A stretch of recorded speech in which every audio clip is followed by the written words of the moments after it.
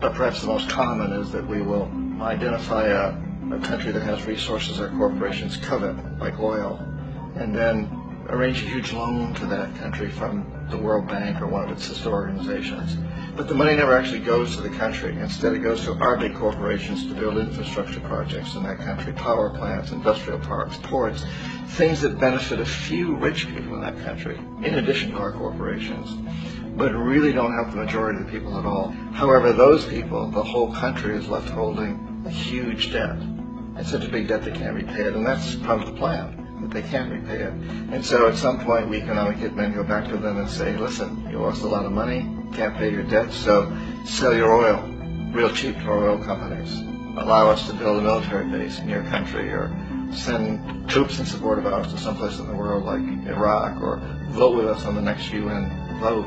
To have their electric utility company privatized and their water and sewage system privatized and sold to U.S. corporations or other multinational corporations. So there's a whole mushrooming thing, and it's so typical of the way the IMF and the World Bank work. That you put a country in debt, and it's such a big debt it can't pay it, and then you offer to refinance that debt and pay even more interest. And you demand this quid pro quo, which you call a conditionality or good governance, which means basically that they've got to sell off their resources, including many of their social services, their utility companies, their school systems sometimes, their penal systems, their insurance systems, to foreign corporations. So it's a double, triple, quadruple whammy.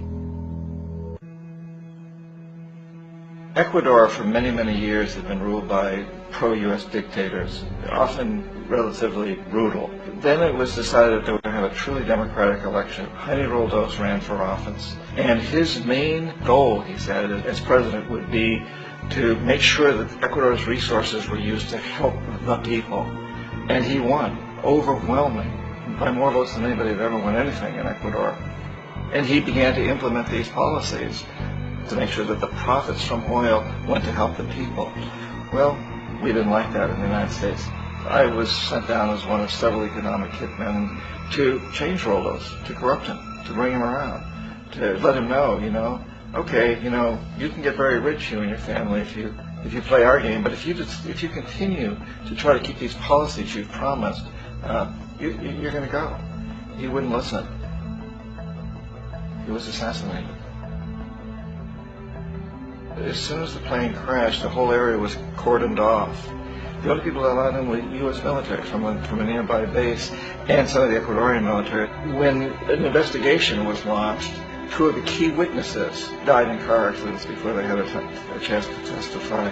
A lot of very, very strange things that went on around the assassination of Jaime Roldos. I, like most people who've really looked at this case, had absolutely no doubt that it was an assassination. And of course, in my position as an economic hitman, I was always expecting something to happen to Jaime, whether it be a coup or assassination, I wasn't sure, but that he would be taken down because he was not being corrupted. He would not allow himself to be corrupted the way we wanted to corrupt him. And in that way, we've really created an empire, but we've done it very, very subtly. It's clandestine. All the empires of the past were built on the military, and everybody knew they were building them. So the British knew they were building them, the French, the Germans, the Romans, the Greeks. And they were proud of it, and they always had some excuse, like spreading civilization, spreading some religion, something like that. But they knew they were doing it. We don't. The majority of the people in the United States have no idea that we're living off the benefits of a clandestine empire, that today there's more slavery in the world than ever before. And in a way, our government is invisible a lot of the time, and its policies are carried out by our corporations on one level or another. And then again, the policies of the government are basically forged by the corporatocracy and then presented to the government. They become government policies. So it's an incredibly cozy relationship. This isn't a conspiracy theory type of thing. These people don't have to get together and plot to do things. They all basically work under one primary assumption, and that is that they must maximize profits regardless of the social and environmental costs.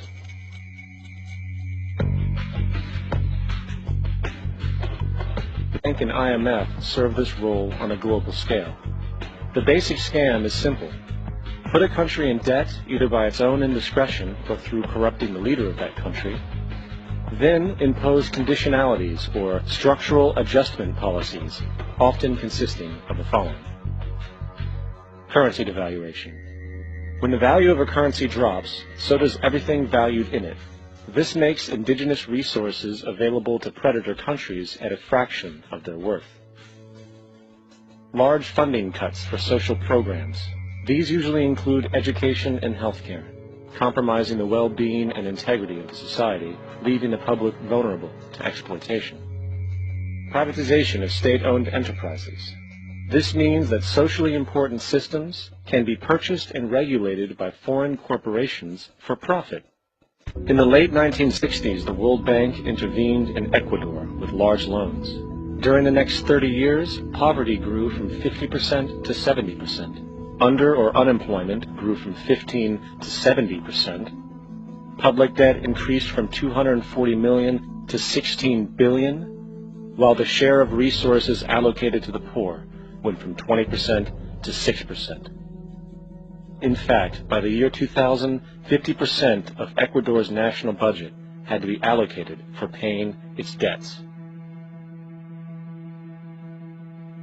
It is important to understand the World Bank is, in fact, a U.S. bank, supporting U.S. interests. But the United States holds veto power over decisions, as it is the largest provider of capital. And where did it get this money?